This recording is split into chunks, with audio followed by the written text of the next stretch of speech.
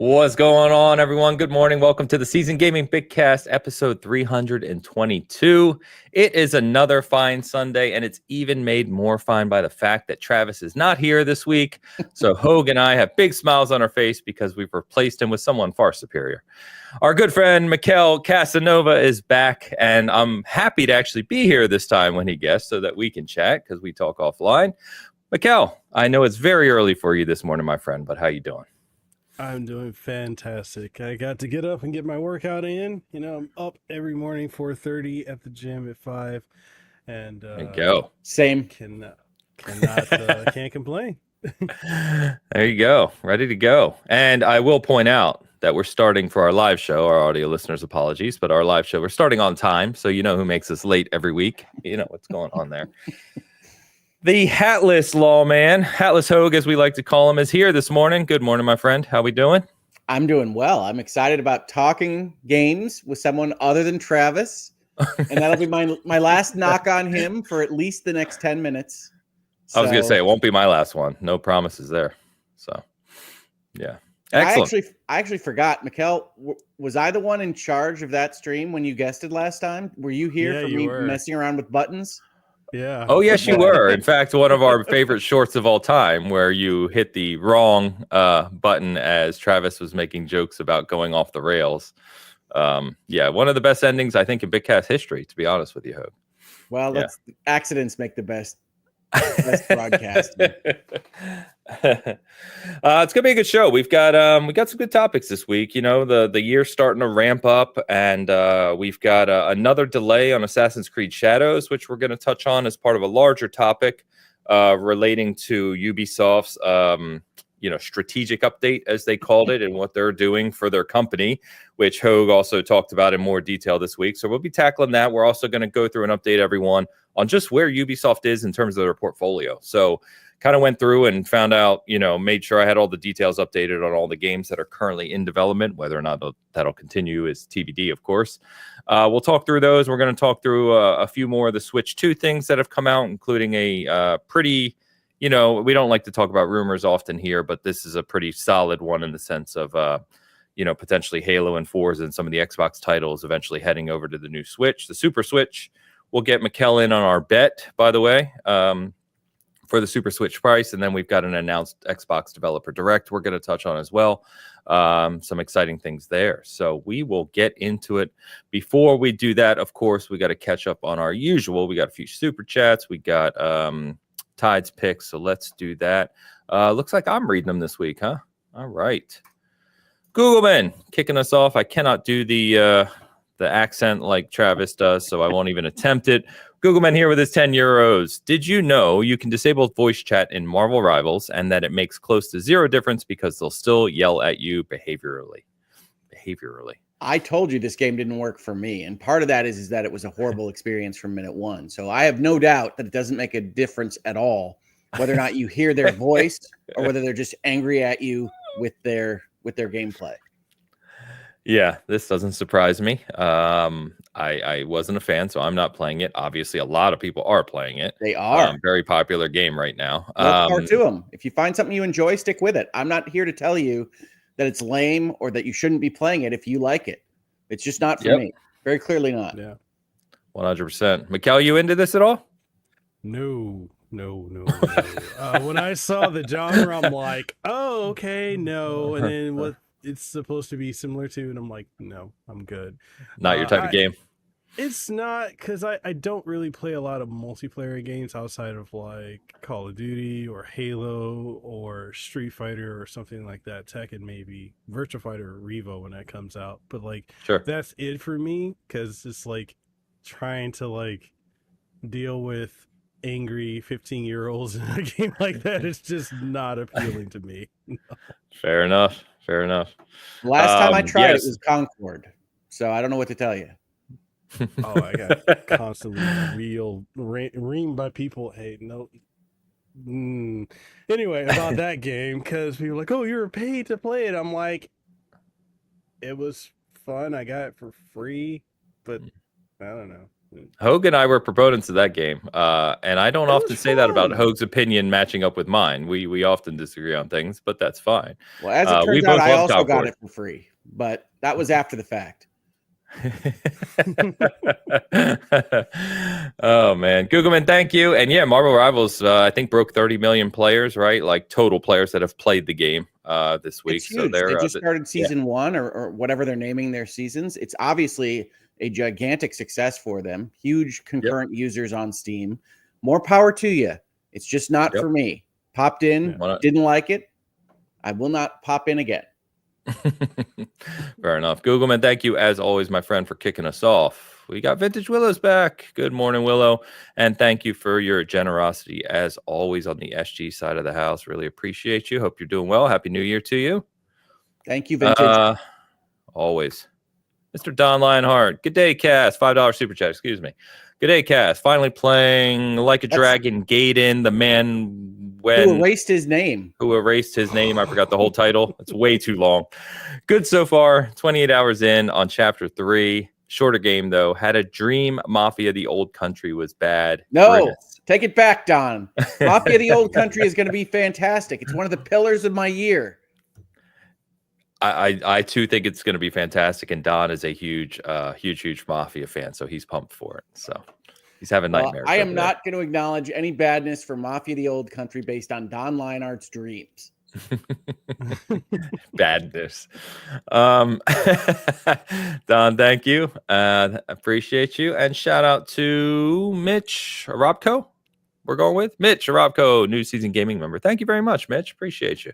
Yeah. Hope you enjoy the show and hanging out with us. All right. Tide hit us with, I got to say, again, no Travis. We get the glow up. I think, let me get the comment off the screen. That may help us a little better, huh? I think the trading of Travis for Mekel is definitely a win here. I suggest that we do that going forward.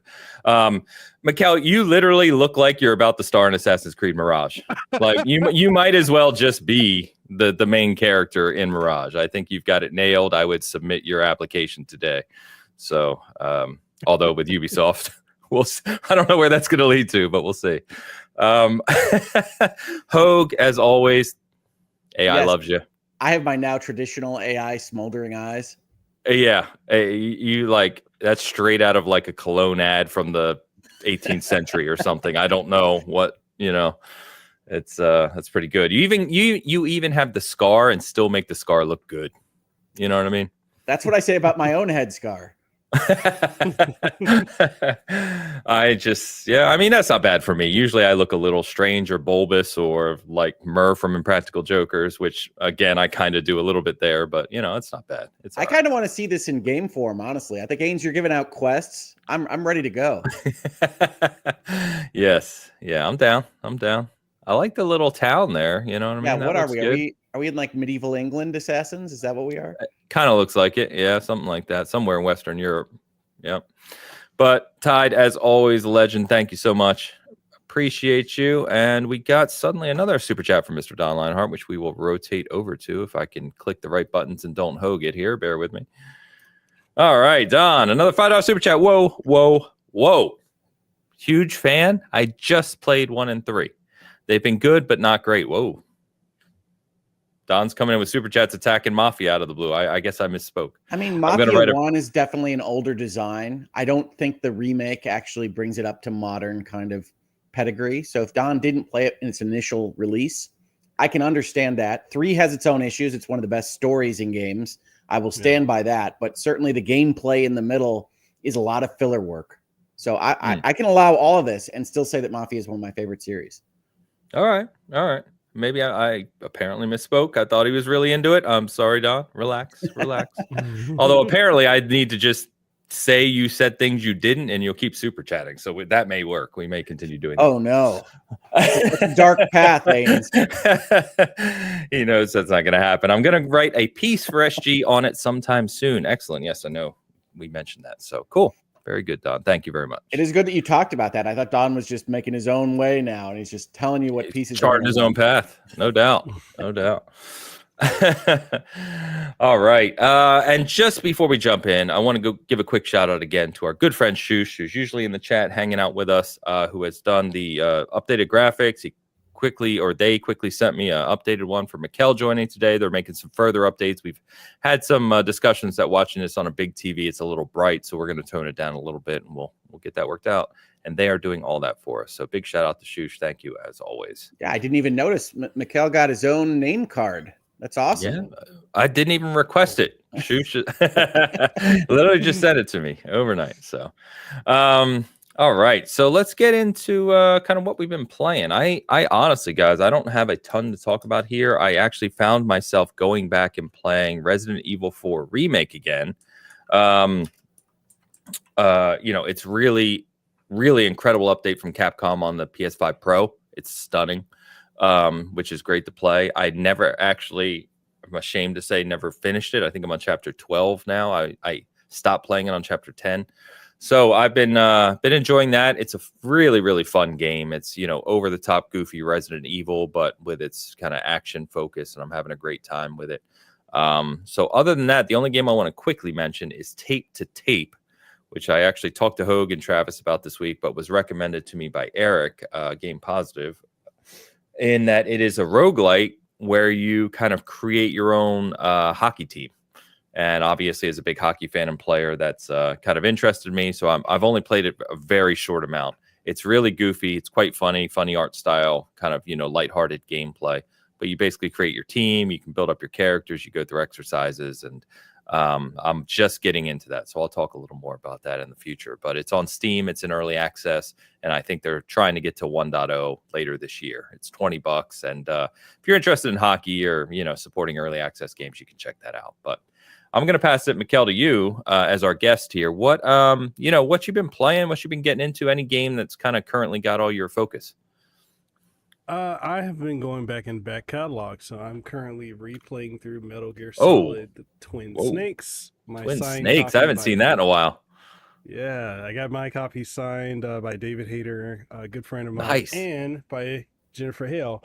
I've been just going back playing more retro games, and I think it's just because of trying to avoid burnout of covering modern titles, because they've been coming out so rapidly. Especially, I feel like from 2023 on to now, it's just been like every month it's like 3 or 4 big titles, and I'm like, all right, I don't really get to play and enjoy them as I would casually, so let me go back and play something that really like. I know a lot of people have strong opinions about the Twin Snakes, but hey, I loved it when it originally came out, and it's still fun to go back and play it with all the MGS2 broken mechanics that don't work in MGS1, but it's still so fun and over the top. So yeah, it is. That's awesome. It's even more anime than Kojima usually is.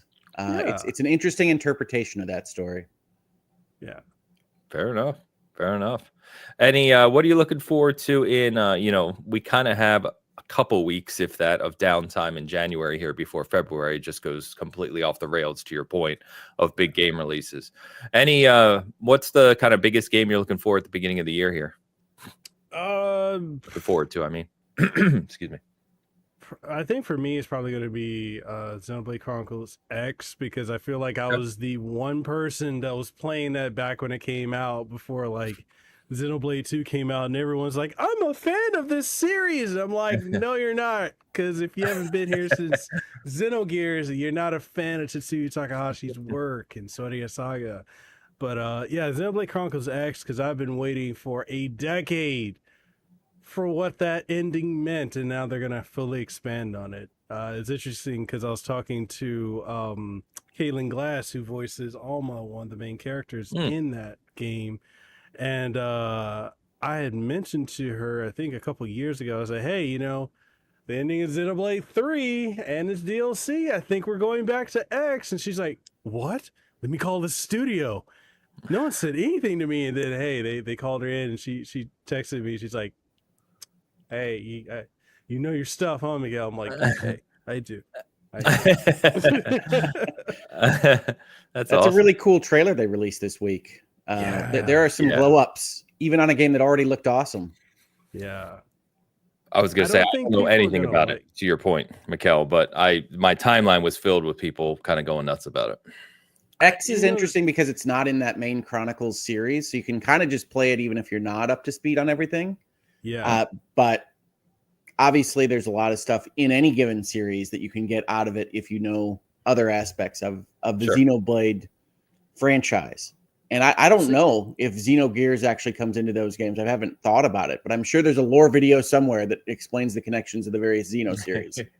The interesting thing is Xenoblade Chronicles 3 and especially its DLC Future Redeemed tied Xenosaga trilogy directly into Xenoblade Chronicles. And it also directly mentioned Gears. So officially, the Xenosaga trilogy is tied into the Xenoblade Chronicles trilogy by way of the main villains are directly mentioned in a radio conversation. And I think with X Definitive Edition, they're actually retconning it to be part of the original Xenoblade Chronicles trilogy. Just wouldn't surprise me. That radio conversation that mentioned direct things from that too. So, hey, we will see. I'm gonna think a lot of people who may have loved 3 and 2 are not going to like X because it's a very different game. But that world of Mira is just amazing to explore. And when you get your mech, it is amazing. You do get your own mech. Awesome. Fantastic. Hoeg, I know you're always playing something interesting, my friend. What you got?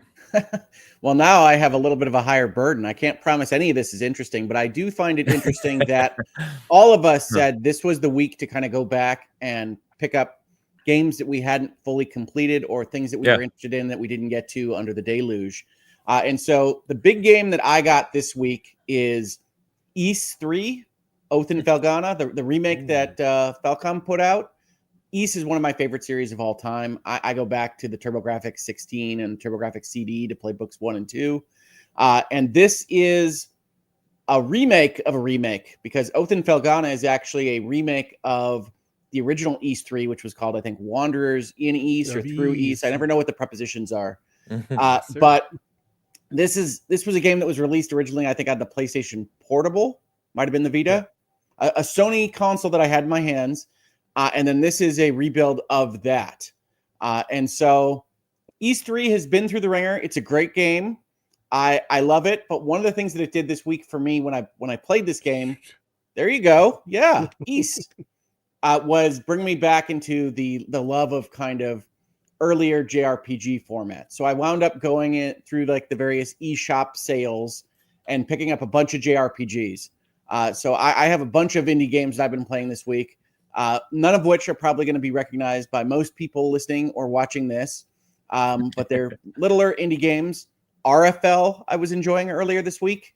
Another game called Rise of the Third Power. Chained Echoes is one of the best of the indie JRPG series. This is from a couple of years ago, and Crosscode is one of my favorites. So I've been playing those behind the scenes. There was also a sale on Persona 3 Reload, which I had been looking to get on my PlayStation just because for whatever reason, that's where I feel like my JRPGs need to live. And so I got Persona 3 Reload on sale, and I realized after having played this for a couple hours that apparently I haven't played Persona 3, or if I did, it was a very short amount of time because I was conflating my memories of Persona 4 with Persona 3. And so that's like finding a brand new AAA style JRPG that you thought you had played, that you were just playing to play the remaster, and it's new and it's from one of your favorite series. So I've been enjoying that this week. But as you can see, it's mostly games that I'd otherwise already experienced, lighter JRPG indie games. I can recommend basically all of them, the ones that I just listed out. Crosscode is one of my favorites. That's an action RPG that takes place in a fake MMO. And if that sounds at all interesting to you, they do a lot of cool things with that conceit. I love that game to death. Chained Echoes is basically the JRPG of the Super Nintendo era that you always wanted, with modern design sensibilities, with enemies on screen, a mech of your own, as long as we're talking about games where you get mechs. And I couldn't recommend that one more. We're always talking in this line of games about expenditures that are probably not more than $20, $25. So if you like JRPGs, check those out. That's what I've been playing this week. Nothing super depthful, nothing deep into the weeds of the e-store or anything like that, but I'm loving it. Doing my JRPG thing. All thanks to East, reminding me how much I love this. That's fantastic. Best. Love this series. Mekel, can you sorry, I didn't mean to cut you off. I raised your mic a little bit in the studio. We had someone saying that you sound a little bit quieter than Hoeg and I, so I tuned you up a little bit. So audience, just let us know if that helps. Oh, all right. I'm just loud. I understand. All right. Sorry, go ahead. No, I was gonna say I'm just glad that Ease is getting more recognition. Like I've been with the series since the early '90s. I've loved all the different games. So long. It's just crazy, like that. It's taken, I guess, outside of Japan, close to 30 years or so for it to finally start catching on. But if you guys haven't, anyone who's watching or listening, if you've not played Ease, play that series. They are phenomenal games. Even 1 and 2 with the bump combat, I absolutely love it. So play those and then watch the anime, which you can find easily, on Amazon. Nice. I think it's like $30, but it's pretty good. Pretty good. I love that bump combat. The original East had you just run into the enemies, and it would determine whether or not you did damage to them based on armor calculations that were just happening as you slammed your body into them. But what makes that an interesting system is that if you haven't grinded enough, if your level isn't high enough, then basically you go to kill a monster and the monster kills you, and you have to go, what's happening? And then you run around the plains and you bump into the little spiders and things until you can go and bump into that skeleton monster. But it's fantastic. 3 takes that concept and adds a sword swing button and some jumping, and that all works very well. I think East came to popularity in the West primarily with 8.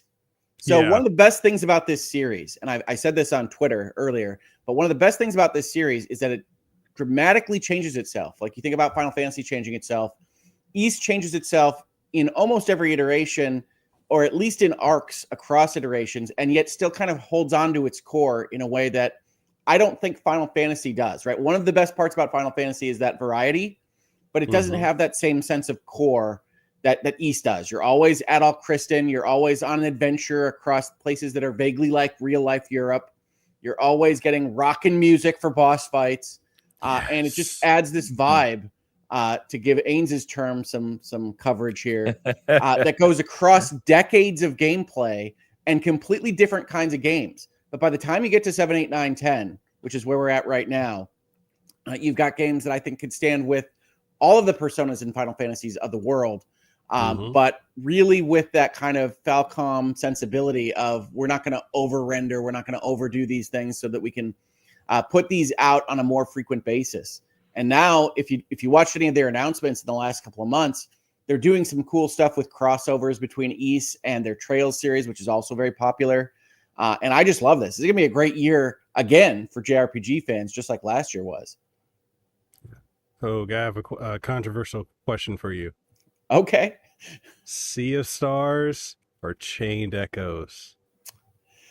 I think I lean Chained Echoes. I love Sea of Stars. Sea of Stars is gorgeous. Sea of Stars does a little bit too much environmental puzzling for like my perfect game.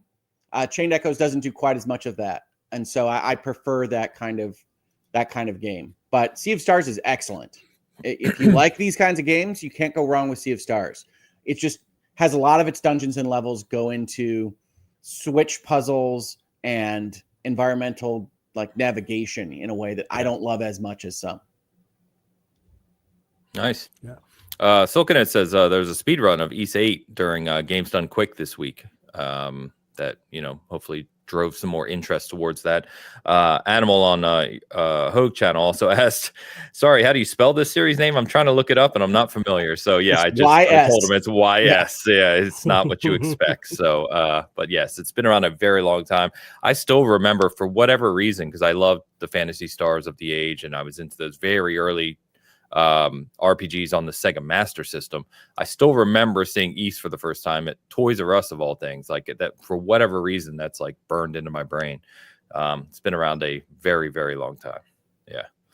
So, do you still have? You said TurboGrafx and CD. Do you still have those? I never had those. Those are my dad's. But they might be in the parents' basement. I don't know. Tell Papa Hoeg to DM me. I'm gonna buy those from him. So we loved our TurboGrafx. Oh, Turbo was great, man. Yeah, fun system. Also, one of the original like full system portables. You know, the Duo. Like you could take your full game in color on the go. Awesome. That was a battery eater. I remember that. Yeah. Like the Nomad, right? We're full in retro land at this point. All right. Yeah, so I think we'll jump over to our main discussion then, or start it anyway. As you said, it's a good month, I think, for a lot of people right now, just kind of playing a whole bunch of random games before February crushes us all. So, but one game is not coming out in February anymore, and that is Assassin's Creed Shadows. So to start us off on this Ubisoft discussion, we get a strategic update from Ubisoft this week where they announce another delay to Assassin's Creed Shadows by about a month or so to March 20th. And I'm going to put on the screen right now the kind of excerpt of the strategic update. I don't really have to read the whole thing. I mean, I guess I can, but they're basically saying Ubisoft announced today that it's appointed leading advisors to review and pursue various transformational, strategic, and capitalistic options to extract the best value for stakeholders. Man, that's a fun sentence. I do love corporate talk, don't you? Yeah, that's a corporate sentence through and through. This process will be overseen by the independent members of the board of directors. Ubisoft will inform the market in accordance with applicable regulations if and once a transaction materializes. Good God. Basically, they said operationally, the company is continuing to drive significant cost reductions together with highly selective approach to investments. Expects to exceed 200 million euros in reduction of its fixed cost base by fiscal year 25 to 26 on an annualized basis. In December, they note that they closed down X Defiant, discontinued, as well as the studio closures we previously talked about here. So this was kind of set up, and Hoeg, I'll pass to you in a second, but this was obviously more of a communication along with the delay of Assassin's Creed Shadows because they very clearly want that to succeed in its best possible footing right out of the gate in terms of sales. But this is, kind of setting up what we had previously discussed around making Ubisoft attractive, right, as they start to kind of negotiate for what that looks like for investors and other things going on. So I know you did a virtual legality this week. I haven't watched it yet, as we talked about pre-show. That is okay. But I'm sure you, kind of went into more detail. So why don't you set us up with the gist of what you kind of covered from a corporate perspective, and then we'll get into more details. Yeah. So, I mean, I think even before I saw the strategic update document, I saw the delay of Assassin's Creed. And even reading that, after we had our talks here on Bitcast, I've had talks in Virtual Legality, I've had talks with Last Stand Media about Ubisoft. One of the things that I had said that we had talked about was that they were putting a lot of pressure on Assassin's Creed Shadows, right? With the failure of Outlaws, at least as described to us by the various press members that talk about sales on that game, with the failures of 2024 overall, X Defiant, the trouble that they had, obviously not with Skull and Bones, which is one of the best pirate games ever made. Stop it. But I might be the only person on earth that thinks that. So Ubisoft has a bit of trouble. We knew that they were considering selling to Tencent. We knew that there were Bloomberg reports that the Guillemot family was asking for additional control protections if Tencent took over. So we knew that they were in various processes here. Delaying Assassin's Creed Shadows, to me, looks like retaining a question mark in the asset value of that property, right? And what I mean by that is if you are in the business of potentially selling your bag of assets, you're at Ubisoft, whether you're an investor, whether you're the Guillemots, whoever it is you might be, and you say, all right, we've put all our eggs in this one basket. We've basically come down to, will Assassin's Creed Shadows be a Grand Theft Auto type success in order to save this company? Then I hope that's not what they're hoping. But then anyway, it might be the case that you say, that's a pretty big bet. That's a hard threshold to cross. Maybe we don't find out. Maybe the best chance for us to sell the company at an advantageous value for our shareholders is to not put a stake in the ground saying this is what Assassin's Creed Shadows was worth. So I look at that delay. I don't think they're lying in that delay. I don't think when they say that we could use more polish, that's wrong. I think every game could use more polish. Every game could get another month and be better. But I think there is an underlying conversation piece there that comes out in that strategic update that you were just reading, Ains, that is, okay, we are now actively considering whether to sell the company outright, whether to separate the assets and sell them in buckets. And now, because we're going through that process, it makes sense for us to not establish that Assassin's Creed Shadows certainly is a failure. If that were to happen, that would be catastrophic for shareholder value. But we don't even want to establish that it's not the be-all, end-all biggest game in history, right? We want it to just be a question mark going into the sales process. And that's what I saw. I did a virtual legality on this. I'm trying to do more focused virtual legalities. So it's less than 30 minutes. If you're interested in more, check that out. I think there's a lot in that statement that you can piece out of what's happening behind the scenes. Their executive advisors, the analysis of what this is, the fact that it's going to independent board members rather than the guillemets. If you don't recognize that phraseology, it means board members that don't have an active share interest or management interest in the operations of the company. So they're supposed to be the most neutral, the most objective. And that statement is basically authored by Yves Guillemot to say, look, we're handing this off to third parties as best we can. We're going to try to extract value for you. We know we're in a tailspin. We know the share price is going down. It went down even after this delay, even more. It's less than $3 right now. But we're going through the steps that are necessary to try to find a way for you to get some value out of your investment in our company. Now, does that mean that Ubisoft is likely to be sold? I think that's still an open question because we don't know what the Guillemot block is going to demand of Tencent, who is, of course, the most likely investor. We know Tencent is itself going through its own kind of issues from a regulatory perspective with the Department of Defense, with the FTC interlocking boards of directors and things that are happening behind the scenes there. My plan is to do another virtual legality on Tencent in particular sooner rather than later, but I don't know when that'll happen. But all of this, the entirety of these announcements on Assassin's Creed seem to be a part of that story more than just a game that isn't coming together, right? So a lot of people ask me, is this a Cyberpunk situation? And I can't tell you what it looks like behind the scenes. I can't tell you how that game is coming in, whether it's hot or not. But there's a lot of reasons to believe that this particular delay is informed by an entirely other universe of information and needs for the Ubisoft Corporation, rather than this game is just falling apart and is broken right now. Yeah. I mean, you're more detailed than I am on this stuff, but I do have a good kind of foundational knowledge of what they're looking to do here, right? But you and I have talked about, I've been through this, right, in career and everything. So I think that exactly what you said is right. I think that also speaks to the fact that, this game, as I was telling people in other channels this week, we saw this game with the producer in June of last year, right? I was at Summer Game Fest and there was people playing it hands-on, and it looks fantastic, honestly. I think it'll sell a lot. I think it'll be a success for them. It's going to be a big success. But is it the kind of success that they might need right now for their internals? I don't see it being this kind of blowaway success. I do think it could potentially beat Valhalla, which is a big success for them already. But they're worried, right? Outlaws didn't do anywhere near what they thought it would do. So that causes all sorts of consternation at management and from the investor crew at Ubisoft. Yeah.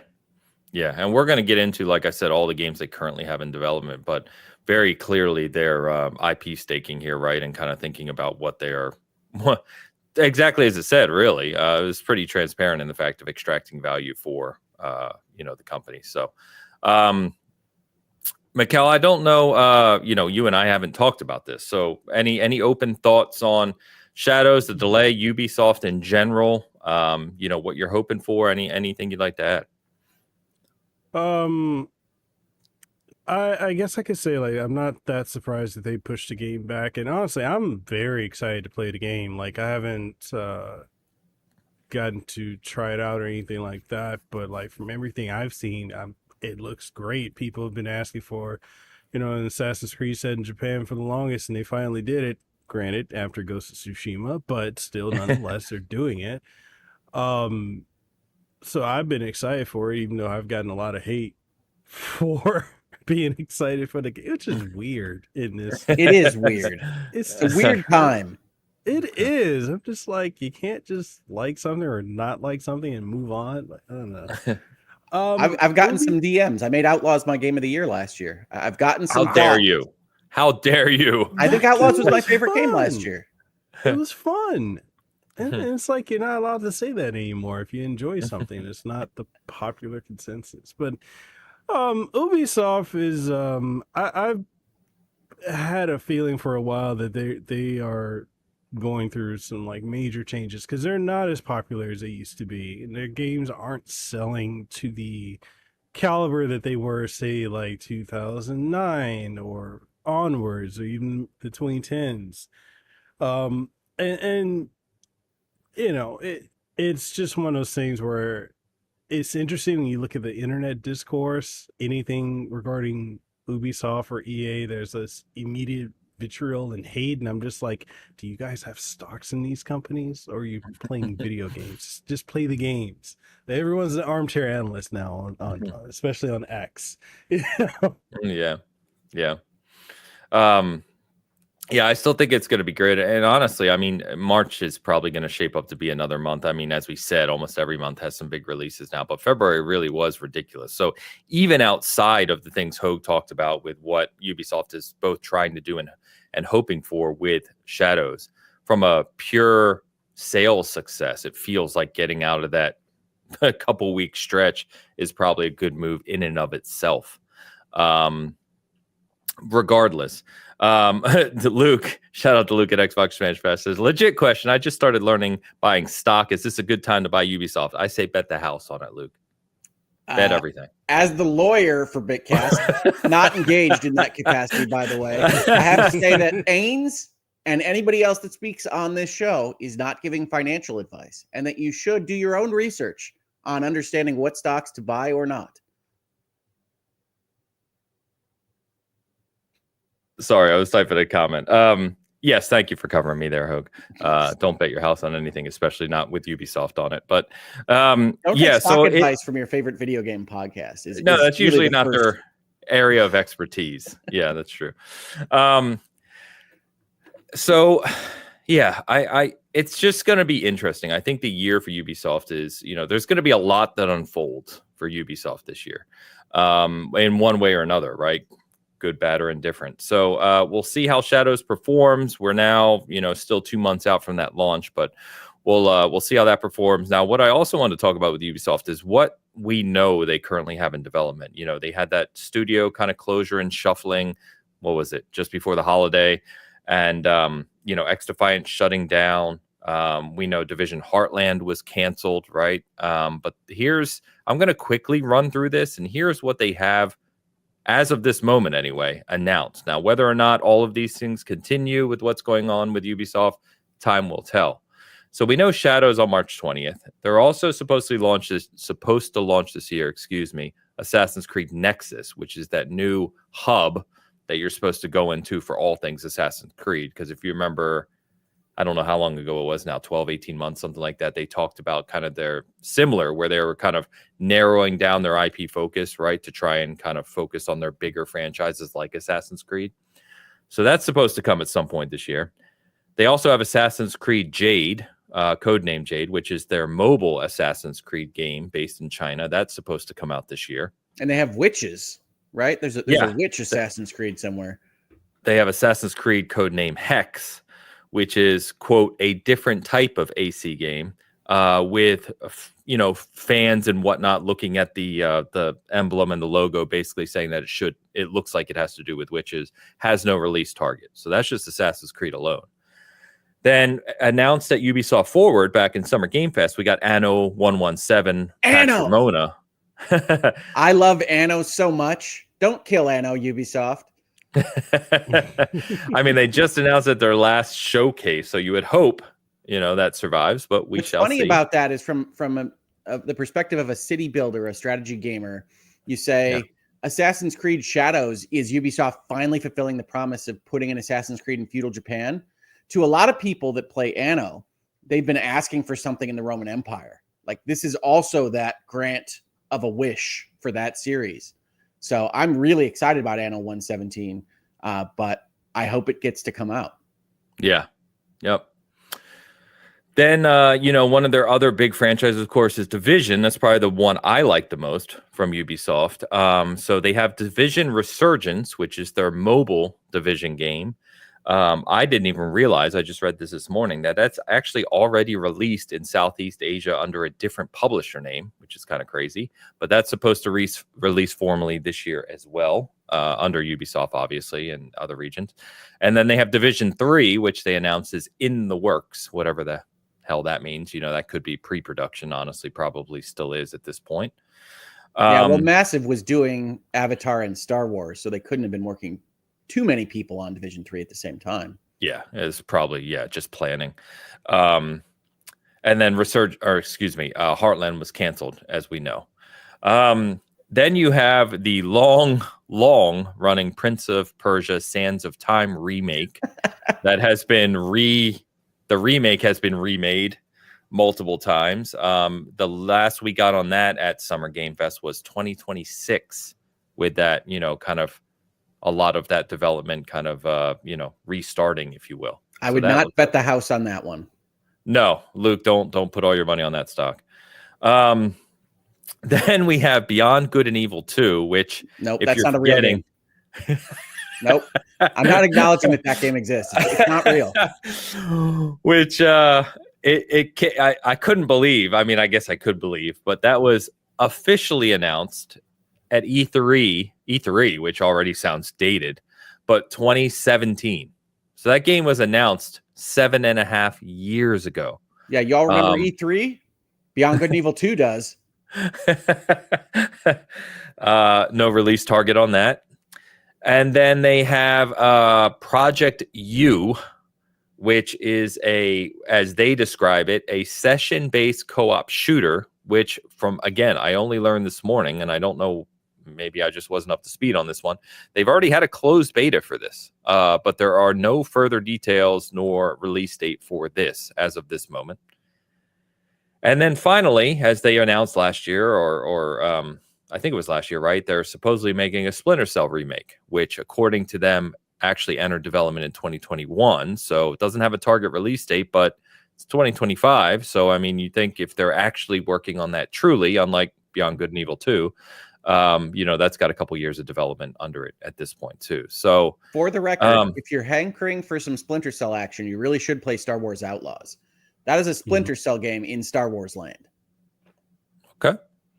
I still haven't gotten to it. I will. I know, Ains. But this someone Silkanet says this entire timeline feels like Silk Song. And I mean, they're not wrong. Like this is a bunch of announcements and projects that have gotten off the ground and hit the ground and fallen over and restarted, and there's not a lot of confidence in this list. But that's the story of why Shadows is a load-bearing pillar for the company right now. Yeah, 100%. Yeah.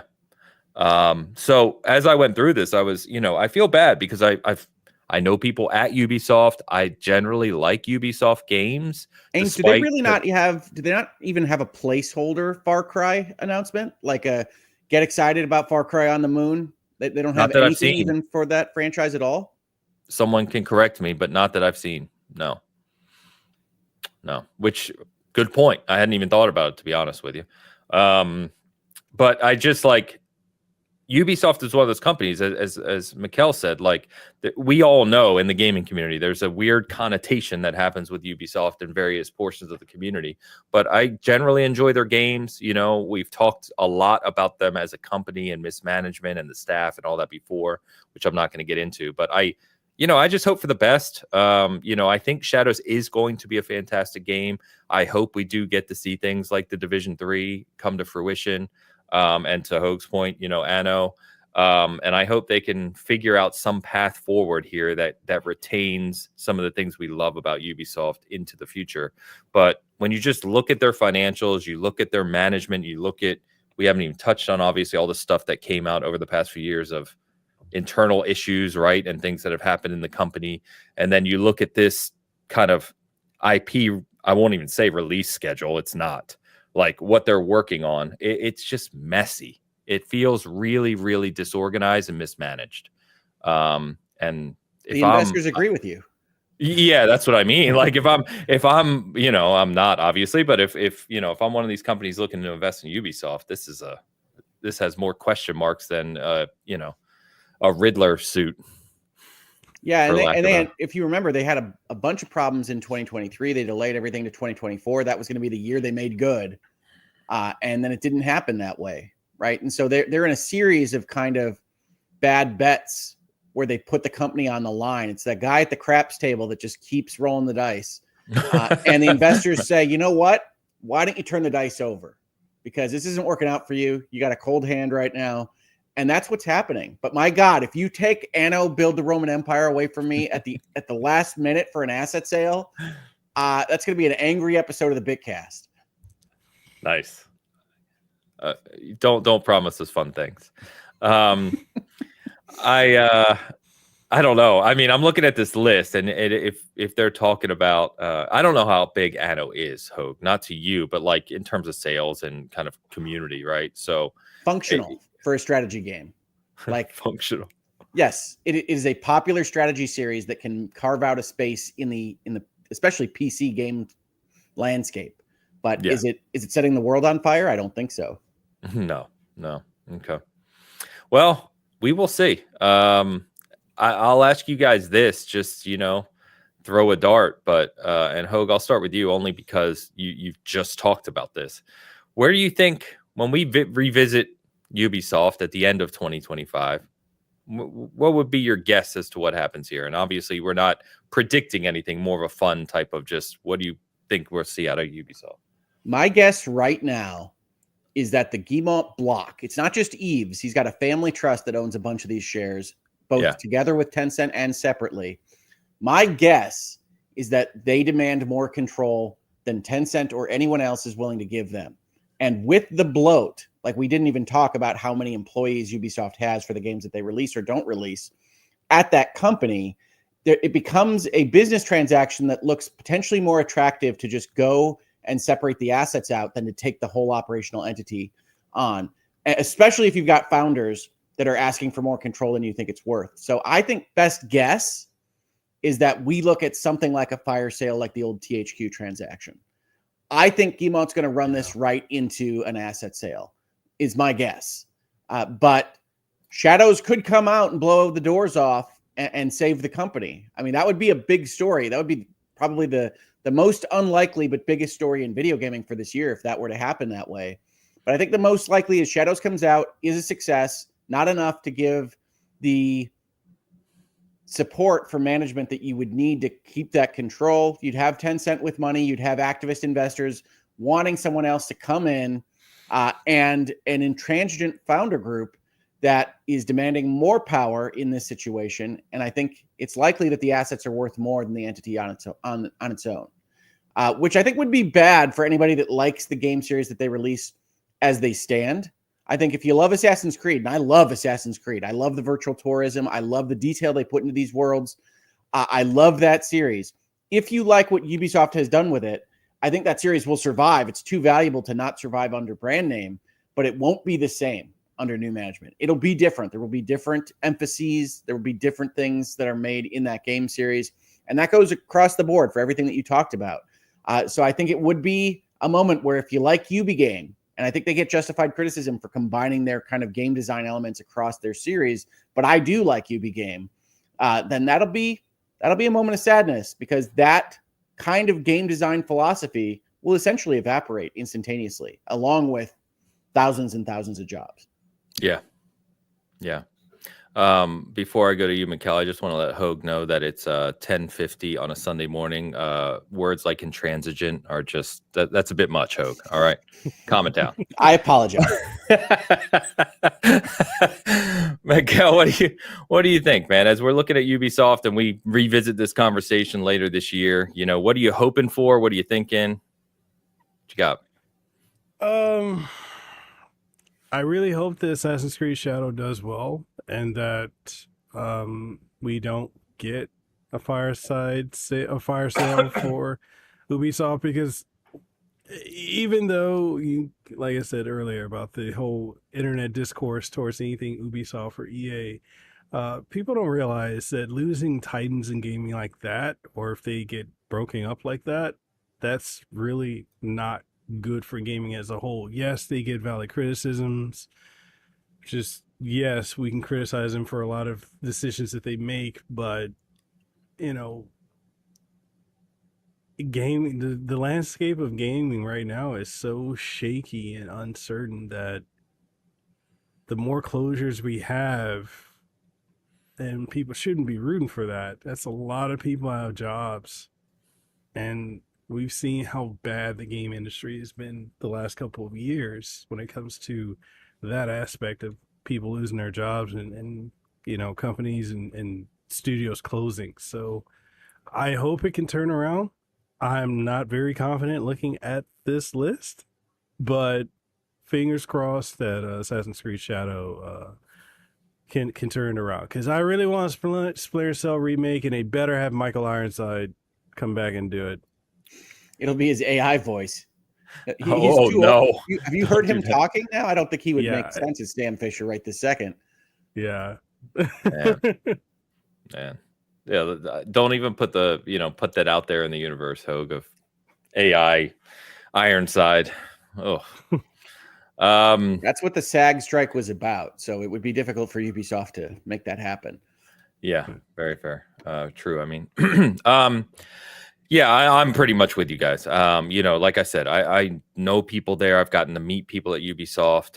I like what they bring to the industry. As you guys both said, we can complain about various aspects of their decision making, their things they've done, aspects of their games. You can do that about nearly every company in the gaming industry, to be fair.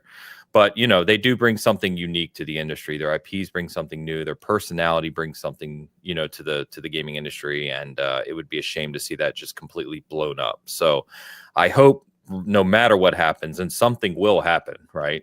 No matter what happens, I hope we get to at least retain some of what Ubisoft brings to the industry in some form. We'll have to see what that looks like. Yeah, and the only thing I would add to that is I talked about thousands losing their jobs in a fire sale or even an investor sale to somebody like Tencent. The realistic answer here is, regardless of whether or not they have an asset sale, a stock sale, they move forward with the Guillemot family, they are definitely in the process of and have to cut headcount. Right? When you see the corporatees in that strategic statement about reducing expenditures, especially in high-cost geographies, that's about closing studios. That's about reducing headcount at the company. And that's going to happen either way. Not only because that's what the investors demand, but because you can't justify that many bodies making things that aren't succeeding at the same level as Mekel rightly said, just a decade ago. Right? And the industry has changed, but Ubisoft also clearly doesn't have their finger on the pulse of what's being made. And that's unfortunate for the developers. That's not their fault. They're making what they were told to make. They're moving forward with the games that they are told to make. But it is something that's going to happen one way or the other. So Ubisoft is going to have a reduction in workforce, whether that's at Guillemot's hands, Tencent's hands, or a whole syndicate of buyers of assets, is really not going to change that fact. Sorry, I keep muting to type right when you finish your comment. That's poor cadence here. Yeah, Elizabeth said, not sure where the stock's sitting, but last I checked, it's not great. Yeah, I believe last I looked, it was under $3, something like $2.80 a share. So, right. And we're not giving financial advice, but for folks that are asking that question. Except for Luke. Yeah, for people that are asking that question, I mean, there is a version of investing. It's an aggressive version that says you buy low and then hope some white knight comes in and buys the company, because you're going to have to buy it at a premium. I would be very careful and look at the fundamentals of what Ubisoft has, listen to conversations like this to understand what the value of that company is. And then also understand, like I said at the top of this conversation, that the founders, the Guillemot family, is making life difficult for investors, right? And that's fine. You understand where they're coming from. I'm not throwing them under a bus for that, but it does make a saving investment, an acquisition that gets you a lot of money, less likely than it might otherwise be. And I had these conversations. A lot of people came to my channel during Activision Blizzard King and said, well, when do I get in, Rick? It's like, well, okay, you're asking the wrong person. Outside of the fact that I would never be invested in any of the companies that I'm talking about on YouTube, because I'm not an insane person, I can't recommend for you when the bottom is going to hit and when it's going to flip over into this deal likely happening. But the people that did buy Activision at the bottom got the money that Microsoft ultimately wound up paying them after it survived all those regulatory hurdles. So, I mean, it's up to you. It's going to be your risk portfolio. It's going to be your analysis of the company. But yes, there is certainly a thesis that says if it's low enough, you can make money on any garbage company. But there are also people that go bankrupt doing that. Yes. Yeah. While you were talking, I pulled it up. Yeah. So it closed, I guess, on Friday at $246. So less than I even thought, less than 250, which is pretty crazy. Right. And you've got a dollar peg on the secondary markets. So Ubisoft is also flirting with disaster there. That is correct, sir. Yep. A year ago, it was more than double that. I mean, still not fantastic, but even last year, it's dropped nearly 50% of its value. Yeah. So, anyway, we will see what happens. And obviously, this will be a topic. Like we said, check out Hoeg's Virtual Legality if you want a little more detail. And then, we'll pay attention and talk about this weekly, and we'll see what happens this year until we have to revisit it. But on to slightly more, I would say, fun topics, right? Why don't we talk a little bit? Yeah, like actual games. Why don't we talk a little bit about the Switch 2 and what we heard this week from, like I said, we don't really like to talk about insiders or rumors here, right? But this one I think is pretty valid, and I usually only bring up the valid ones, which is the rumor came out that Halo Master Chief Collection and Forza are going to be heading to what we're going to call the Super Switch. We got to make a habit of that, Hoeg. Super Switch here. I would love it to be the Super Switch. I think everything we're hearing on the internet is indicating that Nintendo went with Switch 2. Yeah. So Nintendo. So I definitely foresee this happening. I think, we talked about this a little bit previously, but with the Super Switch, obviously more updated hardware, what we're hearing about NVIDIA chipset and DLSS potentially would allow, obviously easier transition for third-party games and other games like, Xbox expanding their portfolio onto other platforms. Master Chief Collection seems like an obvious win here. That game has been revised countless times in the past decade or so.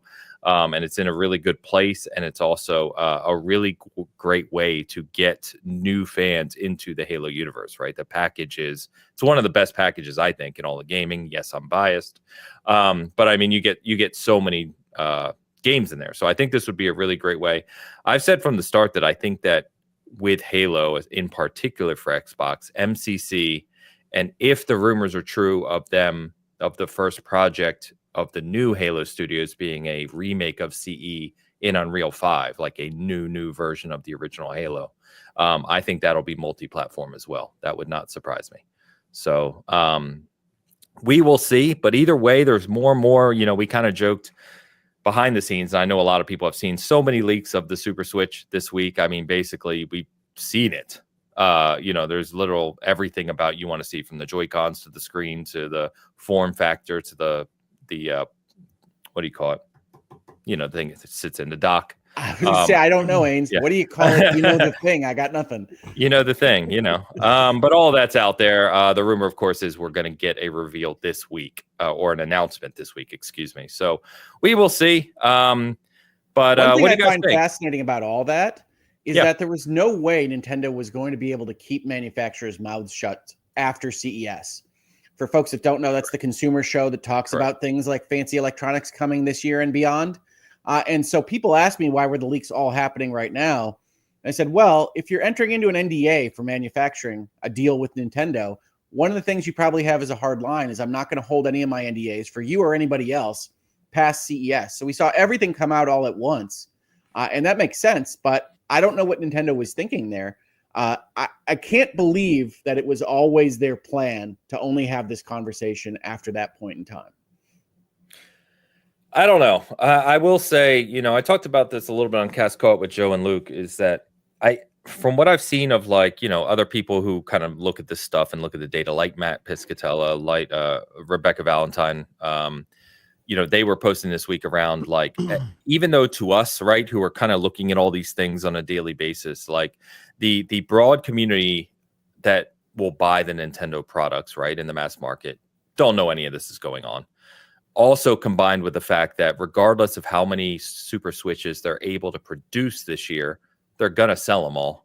So it might just be a factor of Nintendo to your point, Hogue, like maybe they didn't think that through, and maybe they should have, obviously, with CS. But I think the point is, it's not really going to make a difference. I don't know that it'll make a difference. I do think Nintendo historically has been a company that's very, very interested in controlling messaging and controlling its image. Sure. And this is unusual for them because this is eminently foreseeable, right? I have no doubt that all of their contracts had this kind of time frame set up as we are not going to hold to NDAs after this point in time. And I have to believe Nintendo said that was fine when they entered into the agreements because they thought they were going to talk about this beforehand. Now, you can say it doesn't matter, but to the extent you say that doesn't matter, these leaks, then their YouTube video that's going to announce this thing doesn't matter, right? I mean, like you can go turtles all the way down on these kinds of conversations. And that's true. It matters much more what mom or grandma sees at the electronics boutique or the GameStop or the Toys R Us rebranded pop-up shop, wherever you're looking at video games. But I do think that this is still an interesting and unusual story because you don't see hardware manufacturers really have this much trouble keeping their stuff under wraps. True. And from a hardware perspective in particular. Yeah. And it's great that Nintendo hasn't lost track of their software. Nobody knows what the UI looks like. Nobody knows what these games actually operate at. And that's great. The developers can't afford to burn those bridges on these things. So that's not a surprise. And Nintendo's going to have that to show to us. But, the fact that I know that the Joy-Con has an optical laser reader on one hand and it can be used as a mouse and things like that is something that I would have hoped Nintendo would be able to reveal their weirdness themselves. And so they're not going to be able to do that because of these kinds of leaks. And yes, that'll be a part of their YouTube video, along with people playing it on rooftops in Southern California or what have you. But I still think it's an interesting story. Yeah, no, I agree with you. Mekel, what do you think, man? Super Switch, you interested in this? I don't know where you sit with the Switch today, but where does Nintendo sit in kind of that interest level for you? I mean, I'm interested in it because I've said for years at this point, like the Switch needed to get a successor because the main reason the Switch, in my opinion, was so successful was because it had third-party support, which is something Nintendo has historically been hot and cold with. Their own first-party games, yes, that core audience is going to buy it. However, they are so few and far between, and the Switch got so many Wii U ports because it made sense. Yep. Hey, we need to get a return on our investment. But the Switch 2, from everything I've seen as far as like leaks and whatnot, they've gone the route that I thought they needed to, which is to make something. I mean, if the Steam Deck and all these other handheld gaming PCs can make it so that you can play these modern games on the go, even if it's radically scaled down, Nintendo needs to step up to be able to allow that to happen too. So the Super Switch, I'm excited for it. I don't play the Switch as much as I used to, and I think it's just because I've gotten more just into general PC gaming. I'm looking at that RTX 50 series and I'm like, yes, I need it. I don't need it, but I need it. I need it. But I'm excited for it. I'm excited for the upgrade. Hopefully they launch with some bangers and we get some serious third-party support because these cloud versions of games was kind of rough. Yeah, it can be. Well, I think one thing that's definitely happened with this release that happened with the original Switch that I think really did lead them down the road to success was Nintendo had piled up their first-party game releases when the Switch came out. So you had Breath of the Wild, so that you had the robot punching games, that you had a Mario 3D ready to go that first year. Like every month when you owned a Switch, when that came out the first year, it was another new Nintendo game. And I think if you look at the Nintendo Directs, if you look at what they've released and what they've shown in the last year, that there's a lot of missing parts. There's a lot of people at Nintendo that are making things that we don't know about right now. So it would appear that the Switch 2 announcement is set to give us one of those big, strong cadences. I think Nintendo believes that was part of their success as well. And I am super excited about all that, right? I am super excited about a new Super Mario 3D adventure, potentially a new Zelda. I'm super excited about all the things that Nintendo can put out there. What I really want to see out of this announcement is that they have unlocked the power in the Switch 2, the Super Switch, in such a way that they can fix up things like the Link's Awakening performance. I felt that the Switch needed more power for a long time. I want to make sure that these games that exist on the Switch and are backwards compatible with the Switch 2 can unlock some of that. If there's any complaints I have about the PlayStation 5 Pro, it's that isn't happening right now, right? If you don't have a patch for your Pro settings, then you really aren't getting much benefit from the existing games on the PlayStation 5. And I don't blame Sony for that entirely, or my expectations for it, because they only unlocked the boost mode for the PlayStation 4 Pro like 6 months after it came out. I'm still hopeful that happens with the 5, because it is a little bit unfortunate to go in and say, well, if I could only unlock some of these things, then I know I have more power in that box to play these games. So my hope is that happens. My hope is that the Switch 2 kind of comes out of the box with that, has some portion of its announcement that says or shows things like the Lord of the Ring, not the Lord of the Rings, the Legend of Zelda games getting a little bit of a boost, because I think those are major sellers for that system and they could use the help. Yeah. Completely agree with you. Yeah, I was looking up because I was thinking about going back to Ghost of Tsushima before Yote comes out later this year. And I was surprised to see that there is no PS5 Pro. It doesn't do anything for Ghost of Tsushima. I was like, of all titles, you would think that would be one of the showcases, for it. So, I completely agree with you. My guess, and this is just a guess, is that with the backwards compatibility and what they're doing with their Switch set, not the console, but the actual CPU, GPU combo there, and potentially DLSS, like we said, is that they've thought about that, and you will see an automatic almost improvement like you would updating your, going from an updated CPU in your PC and keeping all the other components kind of the same. That would be my hope. Yeah, I think we're going to see that. I hope we do.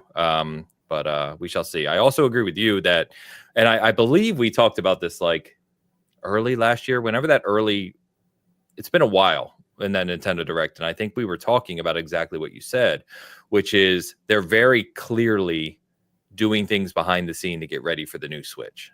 Because you can kind of see that wind down from a first party perspective with Nintendo. And we know they're grinding away. And I agree with you as well that I think the success of the Switch was catapulting off of that launch, right? And it being something new and fresh, and to kind of to do that again, because now the Switch as a form factor is a known quantity, you're going to have the software and the improvements, like you said, maybe some stuff with the UI online. I'm looking for online improvements to really get people invested. So I say good luck to that, but I can certainly understand wanting that from Nintendo, but that is a far bridge for them to cross. Like a good functional online component that would be really impressive from them. Oh, I understand. Nintendo is very, very good at disappointing me. So it's consistent. I love my Switch, but I can't wait for Switch 2. I definitely want to add something real quick. So go. I definitely see Halo Master Chief Collection and Forza going over. Possibly Indiana Jones, if that's actually going to go to PS5, I think it could in some shape or form go to the Switch, possibly even Gears of War, because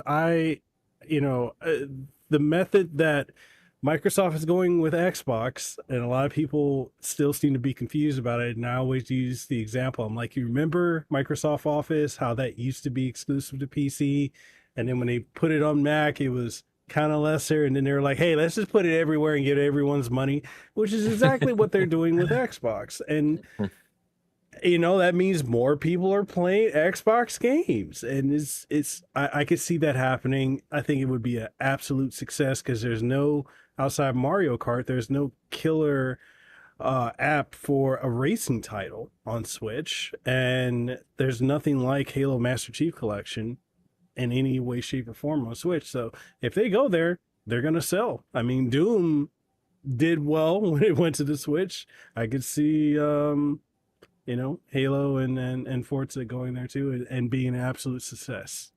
Agreed. I think the third parties are going to be super excited about not having to get quite as far down the spec list as they've had to get the switcher out there and games like that, which are magic. They're black magic that they run on the Switch at all. But I think it's got to be improving for the third parties to get those games out there. And I think you could absolutely drop the mic and take all the outrage on the internet at the same time for the Switch 2 reveal if you had something like a Microsoft commercial showing the Switch 2 and games coming and saying this is an Xbox as part of that announcement. I think that could 100% happen. I could see Microsoft doing that. They are just crazy enough. I don't think even Nintendo would mind. And I would love to see more cross collaboration across all of these companies. I don't think we need a lot of Lego Horizons out there, but if that's the way Sony wants to dip its toes into the water, that's fine with me. And I would love to see Master Chief and Forza. I'm really just excited about Nintendo being in the ballpark of the current generation's console power, right? And that'll only last a beat. The next generations will go past them again. But I think that the separation between the Switch and the current generation has proven to be too much for third-party collaborators. And I think that this is going to be a big day. I'm very excited about this. If this announcement is this week, I'm just going to be pumped. I'll just be excited on the internet all day. Who knew? You can be positive on the internet. That's not allowed. That's not allowed. Can you imagine Diablo 4 for Switch 2? I have enough problems in my life to not have a eminently, constantly portably available Diablo 4. Yeah. ARPGs are great for those platforms. Like, it's just, it's, it only just occurred to me, but all those games. Sorry, I'm kind of all over the place, but Mekel, you brought up a good point, and we talked about this a little bit on Cast too, around just, the success of the Steam Deck and things like the ROG Ally and, just portability in gaming becoming a seemingly bigger thing, right? And, there's no doubt in my mind anyway, the Switch 2 is going to obviously lead that front. And so, everything you guys said around the capability, the third-party interest, being able to kind of stand in the modern generation, which the Switch has kind of fallen off of, all going to be huge. So we've got the main question to ask you, Mekel. What's the Super Switch going to cost at launch? So not like bundle with games, not any of that, but just buying a Super Switch. And Travis, Hoeg, and I thought... Okay. Don't tell him. No. I was going to say, I brought this up to these guys either last week or 2 weeks ago. I can't remember now. But shockingly, all three of us picked a different price. Travis, of course, as he tends to do, starts to hear factual information and then starts to differ and change his mind. But, I'm kind of curious to see what you think. I think it's going to drop for... Oh, man. Put him on the spot. It's going to have the improvements that I'm thinking. There's a lot of factors to consider. They could confidently drop it at $499. You're going to get people to complain about it, but people are going to buy it. I think that's where Hoeg was. That's a very smart man that said that.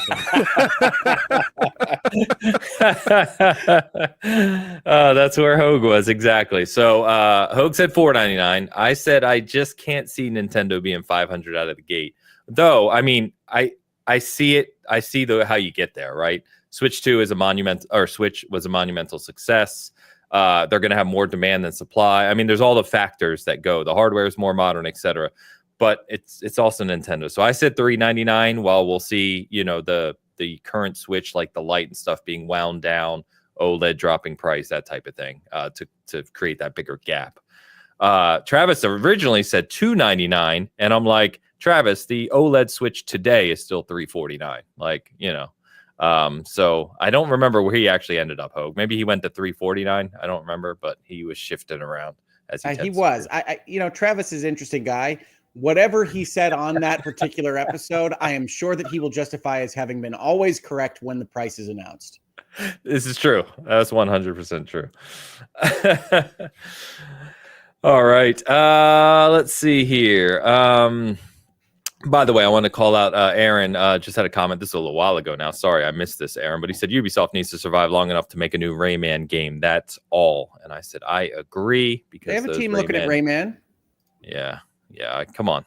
Ains didn't go over everything they've talked about. There's Trackmania games. There's other more tiny Ubisoft products that aren't on that list that we discussed. Yeah. But one of them is that Ubisoft is looking at potentially a Rayman revival. So come on, let's go. We'll see. What are we waiting on? Rayman and Banjo. That'll be my year. Banjo in a 2D platformer, Rayman only in his 3D incarnation. There you go. Curse you. It's all monkey's paws all the way down. You get exactly. what you want, but not how you wanted it. That would be actually quite comical. I think I would come on to the episode just looking in a way you've never seen me look before. So Ubisoft needs to bring these two back. Evolution. You're at least out of focus for me. Sorry. What is it? Evolution. Wow, Bring that's it back, digging Ubisoft. deep. Dreamcast, yeah. Bring it back, Classic. Ubisoft. Yeah, but that's what I mean, right? When I said like they have a personality within the industry that I think is unique, right? They've kind of played that role for a long time. And sadly, what we've seen out of the past, I would say at least few years, right? They've tried to chase some trends unsuccessfully. They've done these other things which felt like it didn't feel like Ubisoft. And it's like, why don't you guys just stick with what you do well and do it? It sounds like an obvious statement. Do what you do well and do it efficiently. But it's like they've just kind of been all over the place. So Well, I think they're flailing. I mean, there's no reason that Lost Crown shouldn't have been a bigger success for them. I know. I don't think they know That's why. Right? Like I think at a fundamental level, I don't think management knows why it didn't work for them. I don't know that I could tell them. But you go from Lost Crown to Skull and Bones. You go for the rest of the year with X Defiant and Star Wars Outlaws. You push Shadows. It turns out to be a real risky year for them. But yes, in terms of their voice and their uniqueness, I like to just think of them as French. That's just what they believe they bring to the party. They are French. I like French games. I like French board games and card games. I'm playing a JRPG on that list that is French that I don't think I actually mentioned as part of the earlier list called Terra Memoria. That is maybe the most French video game I've ever played. But it is a wonderful little JRPG homage to like the Breath of Fire series, and it's also on sale right now. So cool. If it interests you to be a rhino mage, learning about the seasons and elements that help grow your hamburger farm, then check out. You've been spying on me again, Hoeg? I know it. I was reading your diary, Ains. Fair enough. Well, speaking of French games, there's one going to be shown at the Xbox Developer Direct coming later this month. Look at that segue. The Direct is coming later this month, not the game we're about to talk about. Not the game. Yes, very fair. See, I'm not a professional. That was a joke. So Xbox announced the next Developer Direct. I think most of us have agreed, at least the feedback I've seen, and we've talked on this show about liking this format, right? It's a good format. You get to see a handful of games. You get some good information on them, not too long, not too short. And so speaking of the French game, we're going to get to see Clair Obscur Expedition 33. Now, Hoeg may not be excited for this game, but I am at least. And Sandfall Interactive is bringing that to the Developer Direct along with first-party game South of Midnight, which we've obviously talked about extensively here with Travis doing the preview for IGN.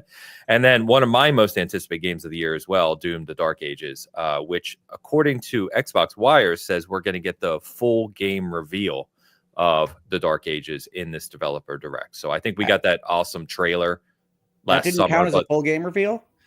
I guess maybe they're not counting it, but I guess maybe show some new mechanics, some level design. I don't know. We'll see. So, but in addition to those three big games, which are already fantastic, they are also going to bring a fourth game, which they have not announced. It says in Xbox Wire they're going to visit a surprise studio for a new game that has not been formally announced, excuse me. So sound like a good time on this Developer Direct. 3 games at least I know I'm interested in, and pretty cool to see Expedition 33 show up there as well. I'm sorry, Ains, was that sentence that there's 3 games you're interested in, one of which is a mystery game, and then it's nice that Expedition 33 is also there? Yes, I'm interested. No. I'm interested in all 3 of those games. I don't know what the mystery game is, so I don't know if I'm interested in it yet. Okay. then it's weird to call out Expedition 33 as the second part of that sentence. That's fine. I did that more as a segue to you. It just did it really poorly. Like I said, I'm not a professional here. Hey, you're doing better than I could do in that chair. It's harder to run these things, folks. It is. So I appreciate Ains, your efforts. I appreciate everybody that always hosts the podcast that I'm on, because it is a lot to keep track of.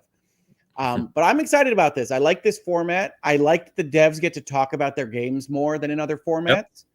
And so I'm super excited about this. Correct me if I'm wrong, Ains, but the last time Xbox had a mystery developer on one of these, and I don't think it was pre-announced, but they just kind of took the box that they used to highlight the developer and went off the screen, was Square Enix with Visions of Mana. Am I wrong on that? I seem to recall that was what they did with this kind of slot. So I don't think it has to be familiar. So I don't think it's a requirement on the Microsoft side that this be a first-party studio that is making an announcement. And that's one of the things that I'm most interested in. Are they going to share something that we're not expecting is coming to Xbox at all as part of this? By the way, you are correct. It was Visions of Mana. Yes. I remember my colorful Square Enix characters, where they show up. I had to quickly look up their last developer direct. But you want to talk about a company that seems to be all over the place, Square Enix. Ubisoft and Square Enix could go on a retreat together and talk about management. But this seems to be the strongest list that I have seen in one of these. I mean, Doom the Dark Ages is going to be awesome. Yeah. I liked the original Doom Revisit more than, and I always get this name wrong. Is it Immortal? It's Eternal, isn't it? Eternal. Yes. Yeah. Like I like the first one of this series more than Eternal. But I think Dark Ages is a cool concept that I'm interested in seeing.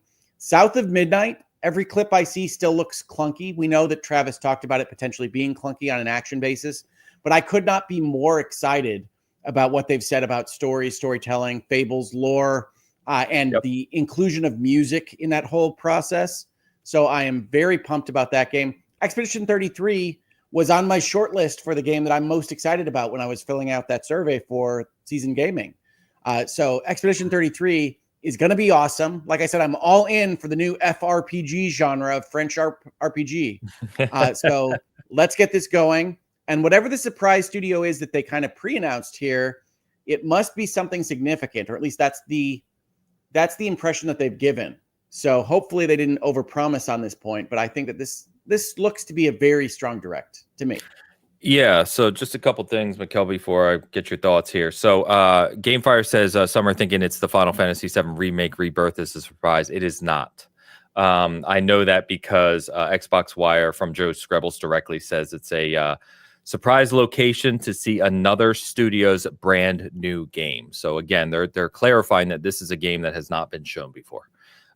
So what that is, as Hoeg rightly pointed out, could be third party, first party, we're not sure, but it'll be a new game, whatever it is.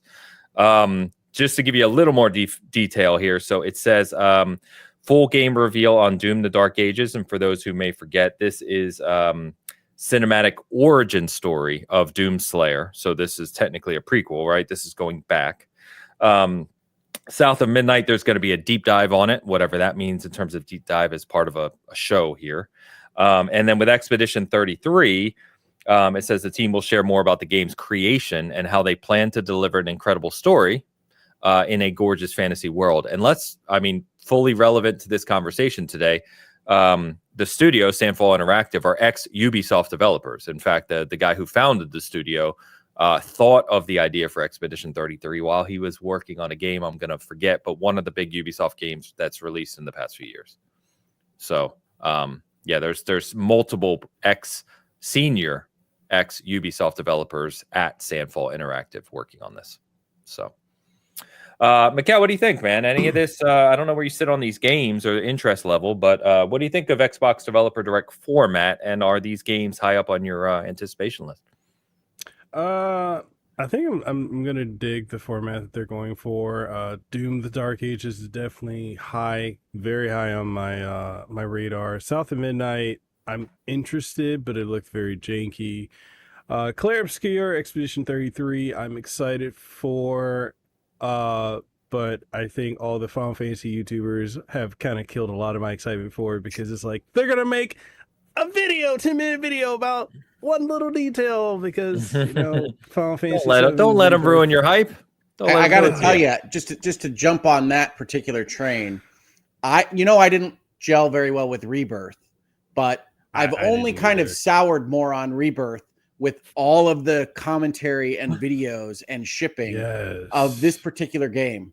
And I do think that too much of that can sour your impressions on a piece of media. And I think Final Fantasy VII Rebirth might be the worst I've seen in the last year. Yes. And it really comes down to the people milking it for the views and everything like that. Like when I did my review on it, I said, yeah, I like it, but I don't like it that much, especially when people are like, oh, it's the greatest game ever. It's the best thing ever. And I'm like, Jesus Christ, what have you played before? What is the barometer you're going with? So yeah, I got sick of it. But as far as the surprise studio visit and for a brand new game, I'm gonna assume that's gonna be StarCraft 3, and it's about time. Whoa! Why not? They're owned by Microsoft. You know, because I know a lot of diehard StarCraft 2 people that's like, hey, we've been waiting a long time for a new game. Why not? Well, I'm going to say it's a studio bringing us Half-Life 3. Why not? We'll go for it. No. A studio. I don't know. Like Valve licensed it out. How about Xbox stood up a new studio just to build new Banjo games? All right. As a thought exercise, you know that they like to name their studios based on what they're doing. What do you call the Banjo-Kazooie stand-up studio? Because I would call it something like Gruntilda Inc. I was literally about to say Gruntilda's Cauldron. So you and I, Hoeg, we got it. Yeah, it's got to involve Gruntilda, right? Or Mumbo Jumbo. What if it's a remake of Brute Force? Stop it. Remember that? Yes. You mean the next Halo? Yes, I remember that very well. One of the most oversold games of all time. Yes, I remember Brute Force. People keep guessing that it's some other game coming to Xbox. So just to reiterate, it says brand new game. So this is going to be a game none of us know, right? You would think that language seems pretty specific. It seems very specific. So I would assume that was put in there to let people know it's going to be something new, not just these other rumors of different games that are going to be coming to the ecosystem. So we will see. Maybe they just worded it poorly. Who knows? But this is January 23rd, so we won't be able to talk about it next week. It'll be the following Bitcast. But January 23rd at 10 a.m. Pacific, 1 p.m. Eastern, and 6 p.m. British Standard Time. So more to come on that soon. But I'm excited, man. Those are all games that I'm hyped for. So from what the, take it with a grain of salt, a bucket of salt. But what the people kind of in that Xbox community are saying that they're going to be surprised at the depth, the detail of the three games we've talked about, but kind of the big surprise. I guess some people already know what it is, obviously, and it's going to be a quote bigger than I think people are expecting. We will see. So, very good. All right. So, guys, this is going to be a short show for us, Hoeg. We don't usually go this short. We're disappointing our 3-hour fans. I mean, we've got a lot of blame to assess to Travis on all fronts on this particular show. But I think, I think we've covered the kind of biggest stuff of this week that we wanted to cover. So, Mekel, I will hand it to you. I want to give you a second to kind of talk about your channel and your shows. I was actually going through your stuff recently, and I have not caught up probably since fourth quarter. And saw that last month you got to sit down with Jennifer Hale, man. That is awesome. So I've put that in my watch list this morning, so I'll catch up on it. But please talk to our audience about your channel, about some of the things that you've done recently, and anything else you'd like to. All right. So yeah, I have a YouTube channel called, it's just my name here, Mekel Kasanova. I like to review games, review tech. I've got 2 podcasts on the channel as well. The Kasanova podcast, still #1 podcast in Hawaii. People trying to take my throne, but no one else is doing the stuff I'm doing. I like to interview a lot of celebrities, voice actors, the game and tech industry, fellow content creators. Ains has been on the show previously. Hoeg, we got to get you on the show. And I'd like to, have it be an organic conversation, down to earth, very different than most stuff you'll find. Like Ains said, I recently got to sit down with Jennifer Hale, and it was a completely different conversation. A lot of people were shocked that it didn't go into talking about her career, but the things that she's actually interested in, which is, spirituality, philanthropy, and such. And it's just that's kind of the thing I go for with that show. Is I like to have it be an organic conversation and peel back that veil so people can get to know my guests. Other show that I have is Decked Up, a Gaming and Tech podcast, which I finally brought back after a near year hiatus. I like to go over, the tech that's coming out, the games that are coming out, give my predictions. I'm gonna have to have you guys on that one too. I definitely want to do more of a deep dive Xbox conversation because I feel like a lot of people do not understand what Xbox is doing. It's very clear and in your face, and people just aren't getting it. And I think there's a lot of that is the carryover from the anti-Xbox narrative that has been going on for a long time, and it's like, okay, this isn't 2010 anymore. People, move on. This is a new era for Xbox, and yeah, I definitely want to deep dive on that. But yeah, podcasts, game reviews. I might start throwing some fitness stuff in there. I know people say niche down, but I just like having fun with this. You gotta do what you love. Yeah, if you're not having fun, what's the point of it? Yeah, make money by niching down, but then you get the Final Fantasy YouTuber stuff I was talking about, which I don't know how you can talk about Final Fantasy VII Rebirth still to this day. Like, it's like and it's more like whether Tifa puts her hand on Cloud's shoulder in that one scene. And it's like, you're killing me. Yes. That's good, man. So for anyone, it is Mekel's X account, and his channel are in the description, so you can scroll down and check that out. Please do. And we will obviously stay in touch, Mekel, as well, of course. Hoeg, what you got, my friend? Yeah, well, I think folks that know me know that I have Virtual Legality on the channel, know that I do a show called Hangouts and Headlines where we analyze media stuff. And I had episodes of both go up on the channel this week, which is rare for me in the last couple of years, but I am trying to get off to 2025 to a good start. So if you're interested in the Blake Lively, Justin Baldoni falderall, I talked about the New York Times article that gave rise to a multitude of lawsuits that we haven't gotten to yet on the channel for a couple of hours this past week. I think it's a really good video. I think we have a really good conversation about how that article's written and what a complaint to the California Civil Rights Department actually means and what it doesn't. And we're going to go in part 2 into the libel lawsuit, the various things that are happening around that particular kerfuffle even more.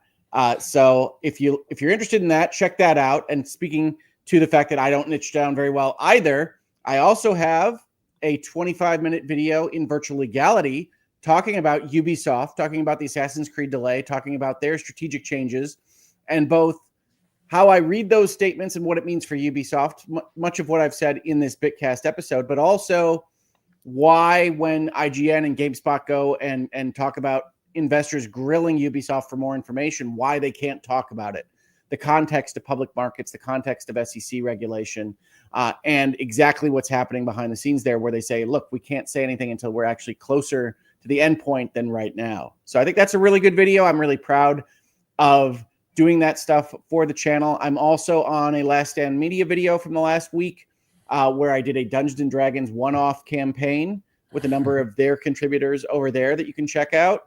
And I'm signed up for another year of contributions at Last Stand Media as well. So if you like that, be excited about it. If you don't like that, you can keep that to yourself. But I appreciate you watching me in any place that I appear. So thank you to everybody for all that support. Fantastic. I just to echo that last sentiment. So, please, as we always say, hit the like, hit the comment, whatever you need to do to It really does help. And we've received some really nice comments with starting the new year. I've shared them obviously with Hoeg and Travis around like we've had a few saying they just discovered us. It was their, we had one person say, or two people say we were our favorite media discovery of 2024. And a lot of other people reaching out to say they're just finding us, which is really cool. So love to see that. It probably goes back to what I said about our audio listenership really going up, which is awesome. So definitely take that moment. There's a lot of creators out there. It's a very busy space. There's a lot of people, and I think it's a space where more and more people, it feels like anywhere, are spending their time, right, rather than what used to be called traditional media. There's a lot of streamers and content creators and all this other stuff you can consume, and we all have our favorites and our niches. Let those people know. It goes a very long way when you just even take a second to put a comment saying, hey, love your work, love your video, whatever it may be. It helps a lot, so thank you for that. Very true. The algorithm that everybody talks about, like they understand it, and nobody really does. I don't even know if they understand it at YouTube. Really does like it when you tickle its buttons. Hit an upvote, hit a downvote, hit a comment, whatever it is that you feel like doing. You tickle Google's buttons, it responds. I'm in for some Google tickling. Let's do it.